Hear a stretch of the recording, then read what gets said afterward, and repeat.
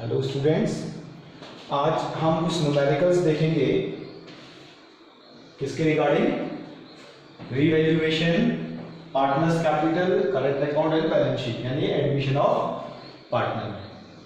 आपके सामने एक क्वेश्चन है। उस क्वेश्चन में मैंने एक लॉन्ग टर्म क्वेश्चन दिया है, इसमें हम जनरल एंट्री भी परफॉर्म करेंगे और अकाउंट्स भी बनाएंगे। तो सारे एक साथ हम कैसे करेंगे देखिएगा। Following is the balance sheet of A and B who share profit and loss in the ratio of 3:2. Balance sheet of A and B as on April 1st 2020. Creditors दे रखे हैं 20,000 के, कैपिटल दे रखी है A और B की 30,000 की और 20,000 की, टोटल 50,000 की। लायबिलिटी का टोटल है 70,000 का। ऐसे ही एसेट साइड में देखिए, कैश इन हैंड दिया हुआ है 3,000, डेटर्स दिए हैं 12,000, स्टॉक 15,000, फर्नीचर 10,000 और प्लांट एंड मशीनरी 30,000, टोटल यहाँ पे भी 70,000 है। ध्यान रखिए ये ओल्ड बैलेंस शीट है जब ए और बी पार्टनर हुआ करते थे। अब हुआ क्या, on that date C is admitted into the partnership on the following terms. C is to bring 15,000 as capital, जैसे कि हर एक नए पार्टनर को अपने लिए कैपिटल लानी होती है, लेकिन she brings 5,000 as a premium on goodwill. She brings 5,000 as a premium of goodwill. She 5,000 रुपए गुडविल के लिए भी लाया। मैं आपको पहले वाले वीडियोस में भी क्लियर कर चुका हूं कि the partner has to bring the amount of goodwill in cash, either in cash or from deducted from the capital और करंट अकाउंट। तो मतलब है क्या कि जब पार्टनर को कोई गेन होता है, नए पार्टनर को गेन हो रहा है, तो उसके एवरेज में जो ये शेयर मिला है सी को, ए और बी की तरफ से मिला होगा, तो ए और बी को भी वो कुछ ना कुछ उस शेयर के गेन में रिप्लेस में देगा, जिसे बोलते हैं प्रीमियम फॉर गुडविल। तो 5,000 लाया क्योंकि उसको 1/6 शेयर मिला था, इसलिए वो 5,000 रुपए प्रीमियम के लिए लेके आया, जो कि अब यहां पर ध्यान रखना please, which he paid to the old partners privately. मैं भी बताऊंगा जब हम जनरल एंट्री करनी चलेगी। प्राइवेटली अगर उसने पे कर दिया है तो उस केस में कोई एंट्री नहीं होती है उस प्रीमियम की, वो अपने आप सेटल कर लेंगे, फर्म इन्वॉल्व नहीं होगी। हम फर्म्स की बुक्स नहीं एंट्री करते हैं। नेक्स्ट एडजस्टमेंट क्या है, the value of stock is reduced by, कम हो गया है स्टॉक, 10% की रिवैल्यूएशन का पार्ट आ जाता है, जहां भी एसेट्स और लायबिलिटीज इंक्लूड हो जाती हैं वो रिवैल्यूएशन में आता है। The plant and machinery is appreciated by, furniture is revalued at, provision for doubtful debt is to be created on debtors at 5% and 200 is to be provided for an electricity bill. Investment worth rupees 1,000 not mentioned in the balance sheet is to be taken into the account. A creditor of rupees 100 is not likely to claim his money and is to be written off completely. ये जितनी सारी adjustment इसमें है, ये मैं इससे पहले के वीडियोस में क्लियर कर चुका हूं, जितनी भी एडजस्टमेंट, क्योंकि रिवैल्यूएशन की जितनी एडजस्टमेंट हो सकती थी मैंने एक वीडियो सेपरेट बनाया हुआ है, उसको आप प्लीज देख लेना, उसमें मैंने सारी क्लियर कर रखी है। तो एडजस्टमेंट का तो सवाल नहीं है। हम जनरल एंट्री कहां से शुरू करें, ध्यान रखना, जनरल एंट्री की कभी शुरुआत जब होती है वो बैलेंस शीट से होती है। कहां से शुरू होती है, बैलेंस शीट में।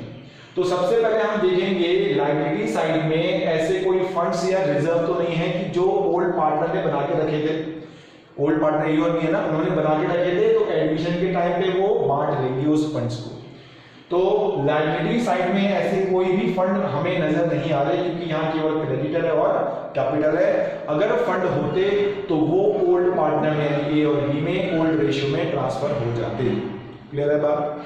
अब आते हैं एसेट साइड में। फिर हम सर एसेट्स में क्यों जाएं, हो सकता है कि एसेट्स में कोई लॉस इन्वॉल्व हो, लॉस अवेलेबल हो, तो वो लॉस या फिर ओल्ड गुडविल, उसको भी हमें रिटर्न ऑफ करना पड़ेगा, उसको भी हमें बांटना पड़ेगा, किसमें, ओल्ड पार्टनर्स में, ओल्ड रेशियो में। लेकिन इस क्वेश्चन में एसेट साइड में हमारे पास कोई लॉस भी अवेलेबल नहीं है।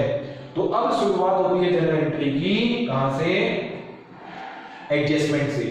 सी 15,000 रुपए लेके आया, देखो लाया तो वो 20,000 रुपए है, 15,000 रुपए कैपिटल के लिए और 5,000 रुपए किस चीज के लिए, प्रीमियम के लिए। लेकिन वो प्रीमियम क्योंकि प्राइवेटली पे कर दिया है, तो प्राइवेटली पेड प्रीमियम की एंट्री फर्म अपनी बुक में नहीं करती, तो फर्म अपनी बुक में केवल एंट्री करेगी, पहली एंट्री देखिए कैश, क्योंकि ध्यान रखना कैश या बैंक लिखना है वो डिपेंड करता है किसमें, एसेट्स में क्या दे रखा है। एसेट्स में कैश इन हैंड दिया है तो कैश का यूज करना, बैंक दिया होगा तो बैंक का यूज करना, दोनों ही दिए हैं तो आपकी मर्जी है, आप कैश भी यूज कर सकते हो और बैंक भी। तो अब मैं लिखूंगा कैश अकाउंट डेबिट, फर्म के पास पैसा आया, कितने रुपए आए, 15,000 रुपए किसकी तरफ से, नए पार्टनर की कैपिटल के रूप में। Seize capital account 15,000 rupees. Narration क्या दोगे, capital brought by new partner, capital नया पार्टनर लेके आया, लेकिन गुडविल का क्या हुआ, वो प्राइवेटली पे कर दी, उसकी एंट्री हम लोग नहीं बनाएंगे। पहली एडजस्टमेंट होगी। दूसरी एडजस्टमेंट पे आते हैं। दूसरी एडजस्टमेंट देखो, दूसरी, तीसरी, चौथी, पांचवी और छठी, ये सारी जो एडजस्टमेंट्स हैं ये रिवैल्यूएशन से रिलेटेड है। किससे रिलेटेड है, रिवैल्यूएशन से। इससे पहले के वीडियो में मैंने इंडिविजुअल एंट्री बताई थी रिवैल्यूएशन की। क्या बताई थी, इंडिविजुअल एंट्री। अब मैं आपको कंबाइंड एंट्री करना बताता हूं। कैसे हम कंबाइंड एंट्री करेंगे, देखिए या तो रिवैल्यूएशन डेबिट होगा या क्रेडिट होगा, दो ही केस हो सकते हैं। या रिवैल्यूएशन डेबिट होगा या क्या होगा, क्रेडिट होगा। मैं पहले ही क्लियर कर चुका हूं, रिवैल्यूएशन डेबिट कब होता है, जब लॉस होता है। किसमें लॉस होता है, एसेट्स और लायबिलिटी, एसेट्स और लायबिलिटीज के रीअसेसमेंट में अगर लॉस होता है तो रिवैल्यूएशन डेबिट होगा। और रिवैल्यूएशन क्रेडिट कब होता है, जब इनके रिवैल्यूएशन में क्या होगा, फायदा होगा, तभी वो क्रेडिट होता है। तो अब हमें बस यही चेक करना है कि इसमें किसमें नुकसान है, किसमें फायदा है, कितना इंक्रीज हुआ है, कितना डिक्रीज हुआ है। तो पहले हम ले लेते हैं रिवैल्यूएशन अकाउंट डेबिट, लॉस को। रिवैल्यूएशन अकाउंट डेबिट, हम कंबाइंड रूप से क्या करेंगे, रिवैल्यूएशन को डेबिट करेंगे और क्रेडिट किस किस को करेंगे, देखते हैं कौन कौन नुकसान पे जा रहे हैं। The value of stock is reduced, stock की वैल्यू कम होगी, नुकसान है, ये भी आएगा। लेकिन दूसरे तरीके से भी मैं समझाता हूं, यानी कि टू स्टॉक, एक तो तरीका ये है। दूसरा तरीका क्या है, स्टॉक एक एसेट है और एसेट्स डेबिट बैलेंस कैरी करती है। क्या बैलेंस कैरी करती है, डेबिट। जब हम इसको डिक्रीज करेंगे, कम करेंगे, तो डेबिट की जगह उसे क्या करना पड़ेगा, क्रेडिट। रिड्यूस करने के लिए उनके अपने प्लेस को क्या करना पड़ेगा, रिवर्स करना पड़ता है। डेबिट की जगह को क्या करना पड़ेगा, क्रेडिट। कितने परसेंट से कम हुआ है, 10% से। तो स्टॉक देख लेते हैं, हमारे पास 15,000 का है बैलेंस शीट में, 15,000 रुपए का 10% 1,500, ये लो जी लिख दिया। उसी के आगे जो एडजस्टमेंट है वो बोलता है कि मशीनरी इज एप्रिशिएटेड, मशीन यानी एसेट है, बढ़ रही है, फायदा हो गया। तो अभी हम फायदे नहीं देख रहे हैं, हम नुकसान देख रहे हैं। क्यों नुकसान देख रहे हैं, क्योंकि रिवैल्यूएशन डेबिट हो रहा है। इसको हम बाद में रिकॉर्ड करेंगे। चलो अगला देखते हैं। Furniture is revalued at, please ध्यान रखना एट आ गया। जब भी एट या टू आए एडजस्टमेंट में किसी वैल्यू पे एसेट से लायबिलिटी की, इसका मतलब वो न्यू लायबिलिटी है, नई बैलेंस शीट में आनी है। इसका मतलब है जो ये फर्नीचर दिया हुआ है एडजस्टमेंट में 9,000, ये नई बैलेंस शीट में आएगा। पुरानी बैलेंस शीट में फर्नीचर कितना है, 10,000। पुरानी बैलेंस शीट में फर्नीचर 10,000 है। क्वेश्चन वाला कहता है कि रीवैल्यू नई बैलेंस शीट में कितना आना चाहिए, 9,000। तो हमको ये पता करना पड़ेगा कि ये एसेट बढ़ी है या घटी है। आप बोलोगे सर 1,000 रुपए से क्या हो गया, कमी आ गई फर्नीचर में, एसेट कम हो रही है, नुकसान है, तो वो भी यहाँ रिकॉर्ड किया जाएगा टू फर्नीचर, क्योंकि अभी हम लॉस को ही रिकॉर्ड कर रहे हैं। जितने भी लॉस रिकॉर्ड कर रहे हैं वो किसमें डेबिट होंगे, रिवैल्यूएशन में। अब बताओ फर्नीचर में कितना लॉस हुआ, 1000, 9,000 मत लिख देना।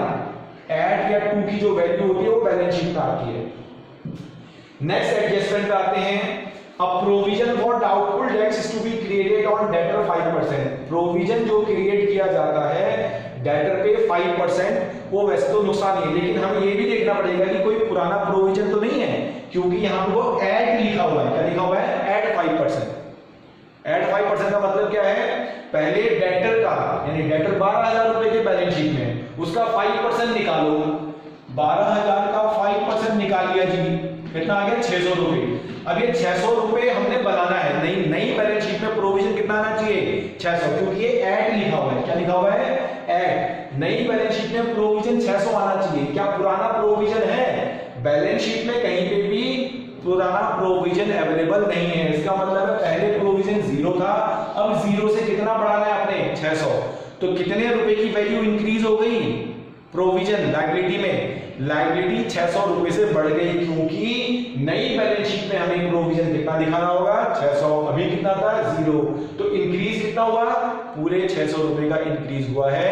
लायबिलिटी बढ़ना हमारे लिए लॉस है, इसलिए इसको भी हम यही रिकॉर्ड करेंगे to provision for bad debt. Alternatively हम ये भी बोल सकते हैं कि liability carrying credit balance liability का क्रेडिट बैलेंस होता है, अगर वो बढ़ेगी तो उसे वापस क्रेडिट ही करना पड़ेगा। कितने रुपए से?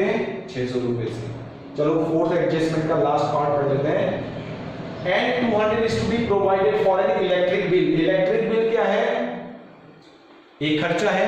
प्रोवाइडेड, अगेन प्रोविजन, एक लायबिलिटी बनाई जा रही है, अगेन एक लायबिलिटी बनाई जा रही है। पहले इस नाम से कोई लायबिलिटी नहीं थी, न्यू लायबिलिटी क्रिएट हो रही है, एक लायबिलिटी बढ़ रही है, अगेन लायबिलिटी को क्रेडिट किया जाएगा to provision for electric bill. कितने रुपए का? 200 रुपए का। ये भी लॉस है, इसलिए रिवैल्यूएशन डेबिट हुआ, लायबिलिटी बढ़ रही है, लायबिलिटी क्रेडिट कर दी गई। ये वाली एडजस्टमेंट भी क्लियर हो गई। अब नीचे देखते हैं, इन्वेस्टमेंट वर्थ ₹1000। इन्वेस्टमेंट कहीं पे भी पुरानी बैलेंस शीट में नहीं है, ये ध्यान रखें।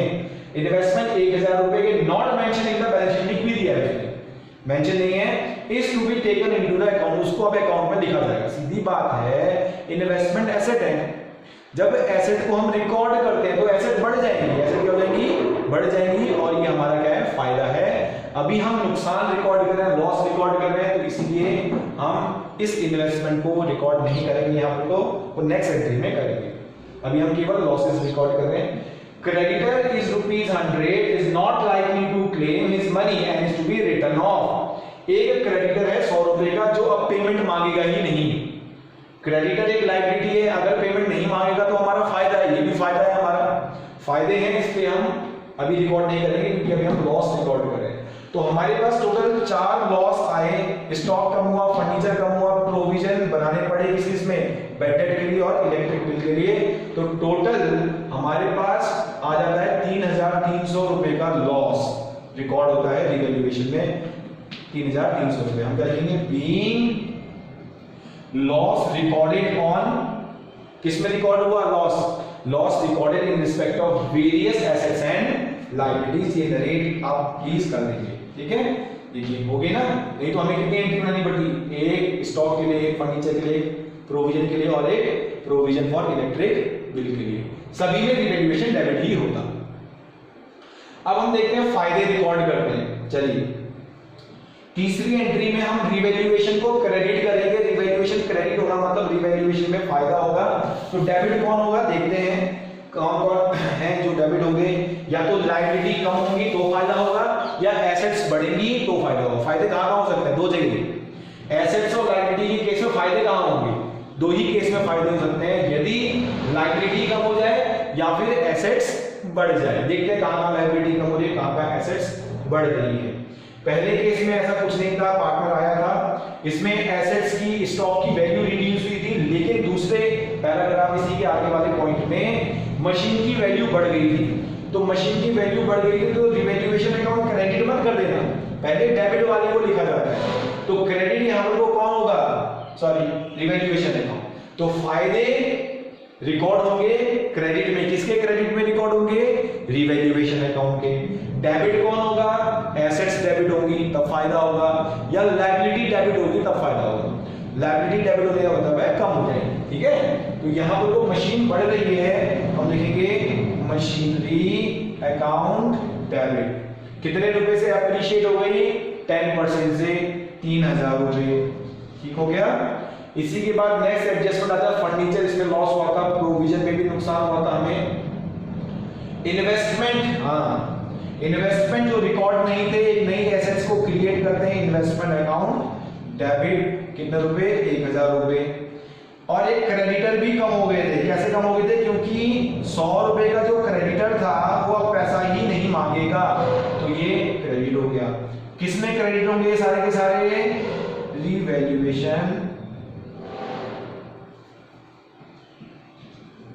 रिवैल्यूएशन अकाउंट में ये हो गया 4100 रुपए। 4100 रुपए से रिवैल्यूएशन क्रेडिट हो गया। आप लिखोगे being gain on assets and liabilities recorded. Gain on assets and liabilities recorded. I hope कि आपको ये समझ में आ गया। अब मैं आपका इसका इंपैक्ट भी बताना चाहता हूं, इसका इंपैक्ट कहां होगा। इंपैक्ट देखिए, एक तो रिवैल्यूएशन डेबिट हो जाएगा भैया 3300 से इन सभी वैल्यू से, लेकिन आप ये भी ध्यान रखिए इसमें क्या होगा, स्टॉक की वैल्यू नई बैलेंस शीट में आपने 1500 रुपए से कम भी करनी है। फर्नीचर की वैल्यू को भी 1000 से घटाना है। ये तो पुरानी बैलेंस शीट है ना, जब नई बैलेंस शीट बनाओगे तो नई बैलेंस शीट में ये चेंजेस आपने करने होंगे। क्लियर है? स्टॉक की वैल्यू को आप 1500 से माइनस करोगे, फर्नीचर की वैल्यू को 1000 से माइनस करोगे। प्रोविजन फॉर बैड डेट था ही नहीं पहले, एक नई लायबिलिटी बनी तो लायबिलिटी साइड में आप क्या दिखाओगे? Provision for bad debt. पहले नहीं था, अब आ गया है नई लायबिलिटी में। पहले केवल क्रेडिटर हुआ करते थे, अब एक और लायबिलिटी बढ़ गई, प्रोविजन फॉर बैड डेट। आगे बढ़ते हैं, एक और लायबिलिटी बढ़ गई है, प्रोविजन फॉर इलेक्ट्रिक बिल। पहले नहीं थी, एक और लायबिलिटी 200 रुपए नई बैलेंस शीट में आपने शो करनी पड़ेगी। आई होप कि आपको ये क्लियर हो गया होगा। तीसरी वाली एडजस्टमेंट में यानी जनरल एंट्री में आते हैं। मशीनरी डेबिट हुई है 3000 से, यानी मशीन की वैल्यू 3000 से आपने बढ़ानी पड़ेगी। पहले 30000 रुपए थी, 3000 से बढ़ाओगे तो आपने 33000 लिखना पड़ेगा। इन्वेस्टमेंट पहले थे ही नहीं एसेट्स में, तो जब आप एसेट्स लिखेंगे नई बैलेंस शीट में तो एक और एसेट आप बढ़ाएंगे वहां को किस नाम से? इन्वेस्टमेंट नाम से, 1000 रुपए।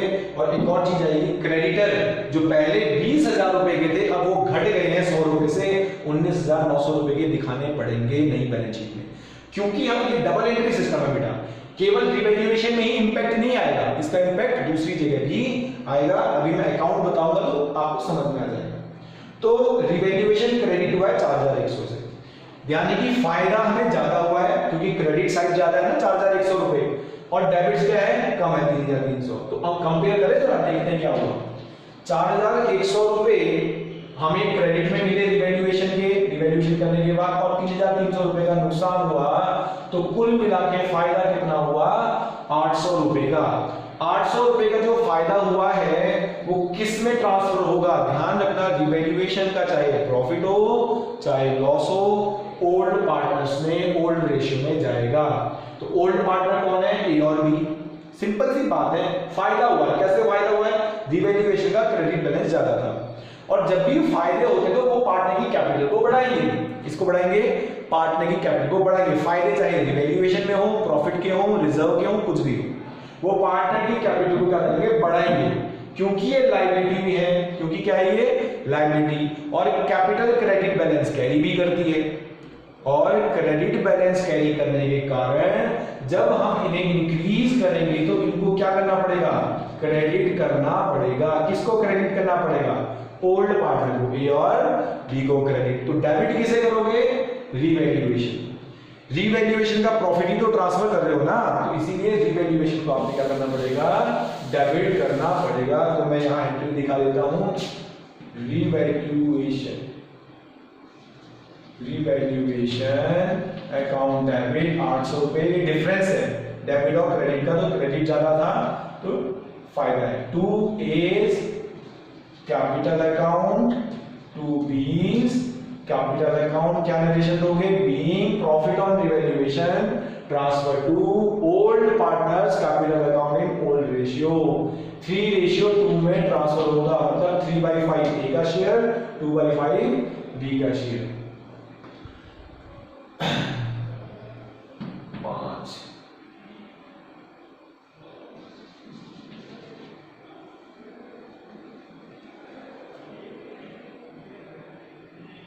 यह आ जाएगा 130, सॉरी 212 है ना, 13 2 26,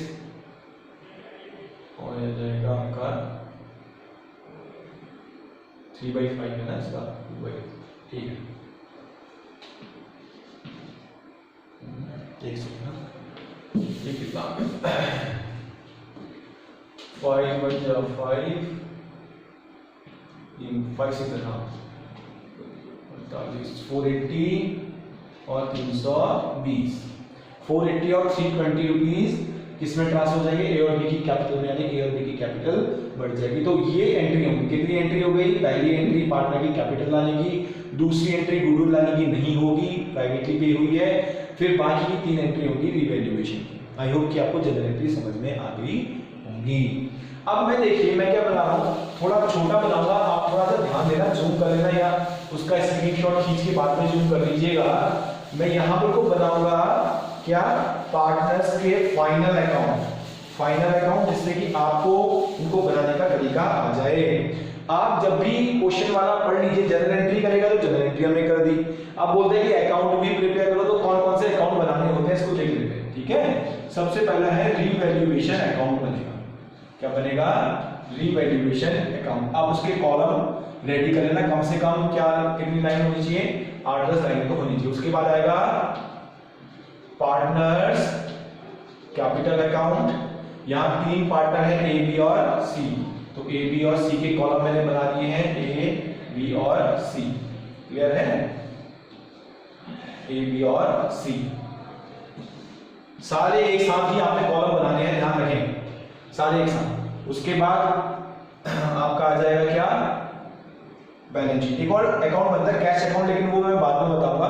सीधे अभी हम बैलेंस शीट करेंगे, बैलेंस शीट, ठीक है, न्यू बैलेंस शीट। तो जो न्यू बैलेंस शीट होगी उसको कैसे बनाया जाएगा उसको भी देखते हैं।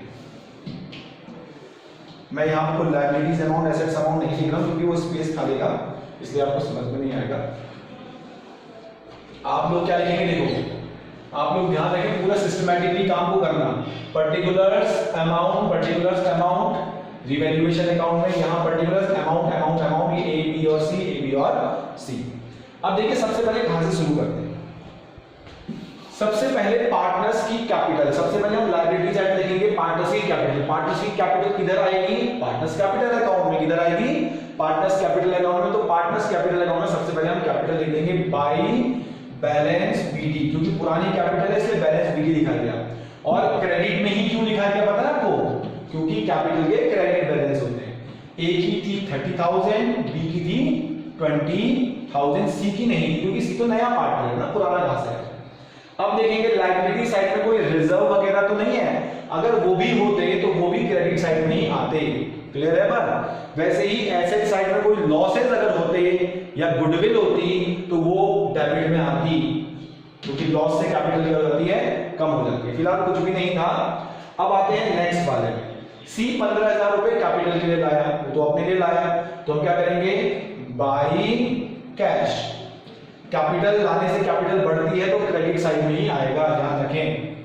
15,000 रुपए।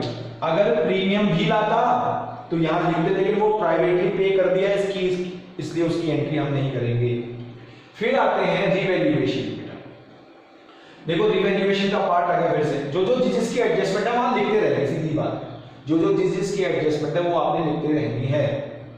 देखिए, the value of stock is reduced bye 10%। The value of stock is reduce. हमें पता चल रहा है स्टॉक एक एसेट है, अगर कम हो रहा है तो लॉस है, तो लॉस डेबिट साइड पे रिकॉर्ड होंगे। टू स्टॉक कितना परसेंट लॉस हो गया? 10% से रिड्यूस हुआ है। स्टॉक की वैल्यू थी 15,000, तो 15,000 का 10% कितना हो गया? 1,500 रुपए। अब ध्यान रखना, जहां पर कोई स्टॉक की एडजस्टमेंट आपने रिवैल्यूएशन में लिखी, वैसे ही बैलेंस शीट में भी लिख देनी है। आप लिखोगे स्टॉक पहले था 15,000 रुपए का, ठीक है, फिर 1,500 रुपए से कम हो गया, डिक्रीज। कितने से कम हो गया? 1,500 से। अब इसकी वैल्यू कितनी हो गई? इसकी वैल्यू की 13,500। साइमल्टेनियसली हमें सारे काम करने हैं। चलो फर्नीचर का स्टॉक का हिसाब किताब हो गया। प्लांट एंड मशीनरी देखो एप्रिशिएट हुई है, फायदा हुआ है, तो रिवैल्यूएशन के क्रेडिट साइड में जाएगा बाय प्लांट एंड बिल्डिंग। आपने देखा कि प्लांट एंड मशीनरी 30,000 की थी, उसका 10% एप्रिशिएट बढ़ गया है, फायदा है हमें, तो 3,000 का फायदा हुआ। अब जैसे ही मैंने यहां लिखा तो वैसे बैलेंस शीट में भी इसका इंपैक्ट दिखा दो। प्लांट एंड मशीनरी पहले 30,000 की थी, अब कितने से इंक्रीज डिक्रीज ही हमने रिवैल्यूएशन में रिकॉर्ड करने हैं और उसका इंपैक्ट बैलेंस शीट में बताना होता है। 3,000 रुपए यहां बढ़ गया, तो अब नई बैलेंस शीट में प्लांट एंड मशीनरी कितने की हो गई? 33,000 की हो गई। ये एडजस्टमेंट कंप्लीट हो गई। नेक्स्ट एडजस्टमेंट में आते हैं। फर्नीचर इज रिवैल्यूड एट 9,000, लेकिन 9,000 की वैल्यू नई बैलेंस शीट में आनी चाहिए, तो उसके कारण लॉस भी तो हुआ होगा। देखते हैं फर्नीचर पहले 10 का था, अब नई बैलेंस शीट में वैल्यू कितनी आनी है? 9,000, तो 1,000 कहां गया? सब नुकसान हो गया। तो नुकसान हो गया तो कम हो गया या नुकसान हो गया तो अलग टू फर्नीचर लॉसेस रिकॉर्ड होंगे डेबिट साइड में रिवैल्यूएशन। यहां पर आप फर्नीचर कैसे दिखाओगे? डायरेक्ट 9,000 मत लिख देना, पहले दिखाओगे था तो 10,000 का, लेकिन क्योंकि 1,000 रुपए कम हो गया। कैसे कम हुआ? क्योंकि क्वेश्चन वाला बोल रहा है कि इसकी वैल्यू कितनी हुई है? 9,000 डिक्रीज। क्लियर है? अब आगे बढ़ते हैं। अब ये वाला एडजस्टमेंट भी हो गया। Provision for doubtful debts is to be created 5%। एक लायबिलिटी बनी थी, लायबिलिटी बढ़ रही है तो हमारा लॉस है, मैं पहले बता चुका हूं, to provision for bad debt. इसकी वर्किंग मैंने जनरल एंट्री के टाइम में बताई है। डेटर जो है 12,000 के, उसका 5% निकाला था 600 रुपए, ठीक है। 600 रुपए से लायबिलिटी बढ़ गई तो लायबिलिटी साइड में भी आना चाहिए। नई बैलेंस शीट में लायबिलिटी साइड में provision for bad debt. Alternatively आप इसको डेटर में से भी माइनस कर सकते हैं, लेकिन अच्छा ये है कि आप इसको लायबिलिटी में ही दिखाया करें, ठीक है। Provision for bad date. एक और लायबिलिटी बढ़ी है इलेक्ट्रिक बिल की, तो इलेक्ट्रिक बिल के नाम से लायबिलिटी बढ़ना लॉस हो गया है, to provision for electric bill 200 रुपए। तो ये भी एक लायबिलिटी है, क्योंकि ध्यान रखना दो जगह तो आएगा, कोई भी एडजस्टमेंट कम से कम दो जगह इंपैक्ट डालेगी, तो इसीलिए एक यहां और एक यहां। प्रोविजन फॉर इलेक्ट्रिक बिल, ये लो जी 200 रुपए ये लिख दिया। अब आते हैं नेक्स्ट पे, इन्वेस्टमेंट 1000 रुपए के जो रिकॉर्ड ही नहीं थे अब आ गए, यानी पहले तो बैलेंस शीट पे थे नहीं, अब आ गए तो हमारा फायदा हो गया, हमारी नई एसेट बढ़ गई है। इन्वेस्टमेंट 1000 रुपए, फायदे हमेशा क्रेडिट में आते हैं। इंक्रीज इन एसेट ऐसे भी देख सकते हो आप, इंक्रीज इन एसेट मैंने क्रेडिट में ही दिखाया था, और क्योंकि एसेट बढ़ गई है पहले नहीं थी तो हम नई एसेट को यहां इन्वॉल्व कर लेंगे इन्वेस्टमेंट्स नाम से। कितने रुपए के? 1000 रुपए के। लास्ट है creditor of rupees 100 is not likely to claim his money and is to be written off। जो क्रेडिटर थे 100 रुपए के, वो क्लेम नहीं मांगेंगे, उनको खत्म कर दिया गया। नहीं, क्रेडिटर की वैल्यू कम हो गई है, फायदा हो गया 100 रुपए का। बाई क्रेडिटर्स 100 रुपए, क्रेडिटर्स 100 रुपए। तो क्रेडिटर जब आप दिखाओगे तो आप लिखोगे 20,000 लेस नॉट क्लेम या डिक्रीज, कितने रुपए? 100 रुपए माइनस कर दिया आपने, 19,900 रुपए। अब जितनी भी एडजस्टमेंट थी सब हमने यहां इनकॉर्पोरेट कर दिए। अब हम फाइनल आउटकम निकालते हैं, कहां से? शुरुआत से। रिवैल्यूएशन अकाउंट का क्रेडिट साइड ज्यादा था 4100 रुपए, तो उस टोटल को हम दोनों साइड लिख देंगे 4100 रुपए, और इसके डिफरेंस को हम यहां पर लिख देंगे प्रॉफिट के रूप में 800 रुपए। हमने पहले ही निकाला हुआ है, 800 रुपए का प्रॉफिट हो गया। अब ये प्रॉफिट किस में ट्रांसफर होगा? टू ए और बी की कैपिटल अकाउंट में। कितने रुपए? 480, 320। क्लियर हो गया, रिवैल्यूएशन बन गया। अब आते हैं पार्टनर्स कैपिटल अकाउंट में। पार्टनर्स कैपिटल अकाउंट में रिवैल्यूएशन का प्रॉफिट क्रेडिट में जाएगा। क्यों जाएगा? क्योंकि प्रॉफिट से पार्टनर्स की कैपिटल बढ़ेगी। बाई रिवैल्यूएशन ब्रैकेट में लिखेंगे प्रॉफिट, ए को मिला 480, बी को मिला 320। चलो ये भी अकाउंट क्लोज हो गया। कोई और एडजस्टमेंट होती तो हमने पहले ही लिख लिया होता। अब ये अकाउंट भी क्या हो गया? क्लोज। इसके बैलेंस आ जाएंगे क्योंकि कैपिटल के बैलेंस आते हैं 30,480, 20,320 और इसका आ जाएगा 15,000 रुपए। टोटल आ गया 15,000 रुपए सी का टोटल, 20,320 बी का टोटल, 30,480 सी का। ये टोटल है, ध्यान रखें ये टोटल है। अब टोटल में से डेबिट साइड को माइनस करना पड़ेगा। डेबिट साइड में तो माइनस करने के लिए कुछ नहीं है, तो कुछ नहीं है, तो यही जो टोटल है वही बैलेंस रह जाएंगे। बैलेंस सीधी 30,480, 20,320 और 15,000। क्लियर है? ये वाला पार्ट पूरा हो गया। अब इस कैपिटल के जो बैलेंस है नई बैलेंस शीट में कैपिटल में आने चाहिए। नई बैलेंस शीट में जब आप कैपिटल लिखोगे तो ये वाली कैपिटल के बैलेंस लिखोगे, पुराने वाले नहीं लिखोगे। ठीक है? कैपिटल के अब क्योंकि तीन पार्ट हो गए ए बी और सी, सबकी कैपिटल लिख दो आप 30,480। ध्यान रखें कैपिटल अकाउंट इसीलिए बनाया जाता है कि जो नए बैलेंस आए, बैलेंस शीट आए, उनको ही नई बैलेंस शीट में दिखाया जा सके, पुराने वालों को नहीं। 30,420, 480, 20,320 और लास्ट वाले का सी का 15,000 रुपए। टोटल आ गया ये आपका 3 2 5 1 6 65,800। 65,800। क्लियर हो गया? ये हो गया लायबिलिटी साइड। अब हम देखते हैं कि यहाँ कोई लायबिलिटी पुरानी छूटी तो नहीं है। क्रेडिटर हमने यहाँ लिख दिए हैं, कैपिटल जो है हमने कैपिटल अकाउंट बना के नई वाली भी लिख दी है, कोई और लायबिलिटी तो बची नहीं। एडजस्टमेंट से लायबिलिटी हम ले चुके हैं, कंफर्म कर दिया हमने। एसेट्स में आते हैं, कैश इन हैंड नहीं लिखा हुआ हमने, कैश इन हैंड नहीं लिखा क्योंकि बाकी तो ऐसे लिखी हुई है। कैश देख लेते हैं बेटा, एक बार ध्यान से देखना। कैश अंदर लिखोगे आप हमेशा 3000 रुपए कैश है, पुराना कैश कितना है वहां 3000 रुपए है। क्या कोई कैश और आया? बिल्कुल आया। नया पार्टनर 15000 रुपए लेके आया था कैपिटल के रूप में, तो वो 15000 रुपए से कैश क्या हो जाएगा? बढ़ जाएगा। तो 15000 प्लस 3000, अब कैश फॉर्म के पास कितना है? 18000 रुपए का कैश अवेलेबल है।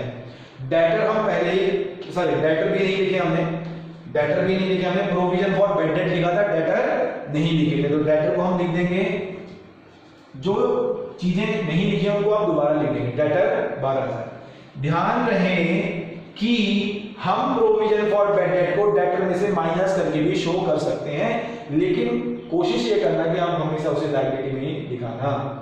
डेटर भी दिखा दिए, स्टॉक आ चुका है पहले ही, फर्नीचर देख लो आ गया है, प्लांट एंड मशीन भी देख लो आ गया है, इन्वेस्टमेंट आए गए थे। अब क्या होना चाहिए? अब नई बैलेंस शीट का टोटल बराबर आना चाहिए, अगर हमने सब कुछ सही किया होगा तो। चलो टोटल करते हैं कि बराबर आ रहा है या नहीं। 8, 17 और 25 कैरी 2 7 5 6 7 9 16 कैरी 1 6 7 और 1 86,500 आ रहा है। देखता हूँ कितना है। हाँ मैं नीचे टोटल नहीं लिखा था, ऊपर कर लेता हूँ जिससे कि आपको इजी हो जाएगा।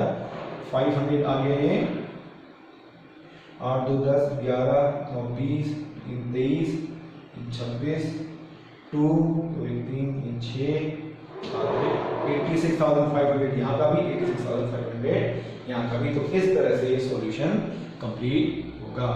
इस क्वेश्चन को आप दोबारा बनाने की कोशिश करना खुद से, पहले जनरल एंट्री और फिर ये वाले लिखो। मैंने बना दिया, ये करके खत्म नहीं करना, एक बार वीडियो देखो, समझो, दोबारा से इस क्वेश्चन को स्क्रीनशॉट लेके फोटो की मदद से आप इस क्वेश्चन को कंप्लीट करेंगे। Thank you very much. Next मैं और टिपिकल क्वेश्चन लेके आऊंगा जिससे कि आपका और समझ में आ जाए। Thank you.